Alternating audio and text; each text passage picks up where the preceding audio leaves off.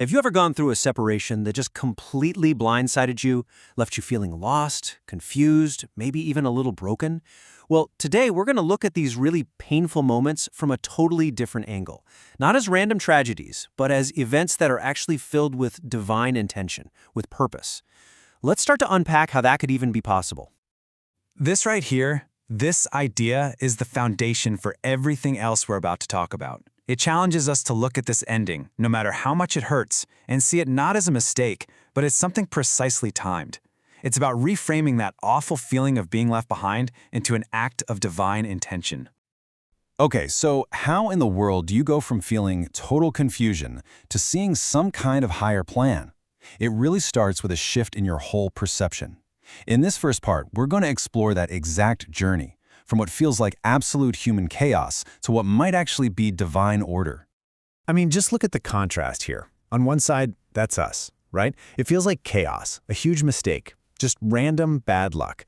But the argument here is that from a divine perspective, it's a complete opposite. It's precision, it's intention, and a lot of the time, it's a rescue from a danger we couldn't even see. And that matters, because it suggests your pain isn't just for nothing. It's part of a plan to protect you. This, of course, leads to the big question. If it was a rescue, what was I being rescued from? So let's dive into the hidden wisdom and, believe it or not, the mercy behind why this removal was allowed to happen in the first place. There are some really powerful reasons here. It could be protection from a pain down the road that would have been so much worse. Or maybe it was for clarity, removing all the noise so you could finally see a deeper truth about yourself or about them. Sometimes an ending is just about making space for something better, or realigning your heart back to where it belongs. And sometimes it's just about closing a chapter that the new you has simply outgrown. And this is a really crucial point. This whole experience is described as a mirror.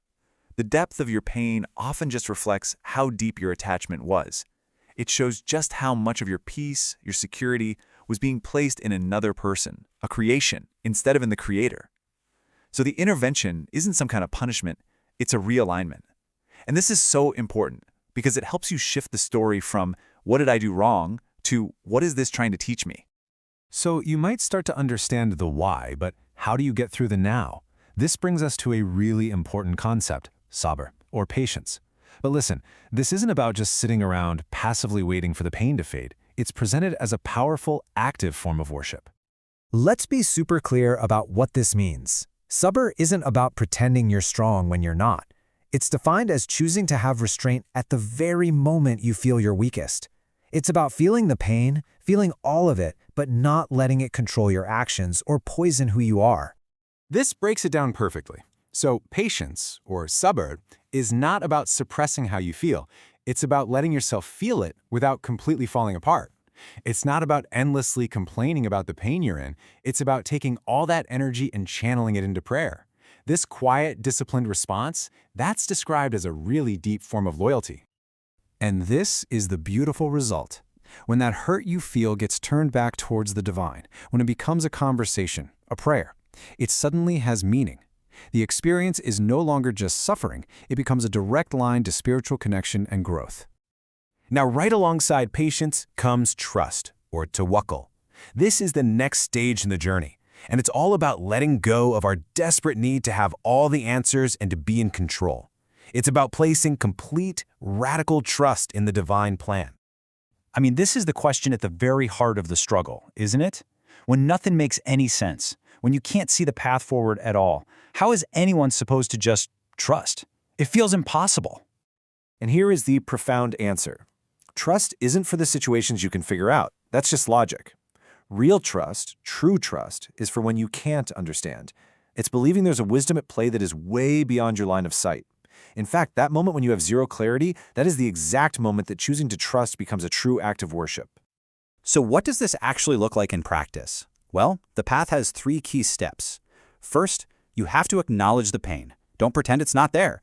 Second, you have to actively let go of that burning need to know why right this second and to try and control the outcome. And third, you have to consciously move the anchor of your peace from people and things back to the one constant, the Creator. So when you practice patience and you practice trust, the end goal isn't just about getting over it. It's described as something much bigger, a deep spiritual alignment and a time of just incredible personal growth. This is such a powerful way to reframe what we call failure. What if the end of that relationship wasn't its failure, but actually its success? It did its job. It taught you a lesson, it sparked your growth, and then it ended, right on schedule. Its role in your story was completed perfectly. So here's the crucial takeaway. This separation is not a detour. It's not a setback. It's a necessary step in perfecting your own destiny. It isn't messing up your timeline. It's a vital part of your alignment. And maybe this is the most empowering message of all. This whole experience is not a sign that you are forgotten or that you're unworthy. Instead, it's presented as a sign that you were chosen, selected for a period of intense spiritual growth that just wasn't possible before. Ultimately, the whole story comes down to this. That person, or that situation that was removed from your life, it wasn't the good thing you lost.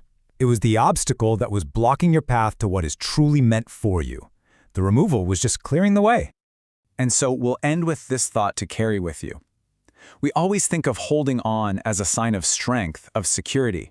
But what if, in these moments, true safety and divine care aren't found in clinging tighter, but in the brave, trusting, and terrifying act of letting go?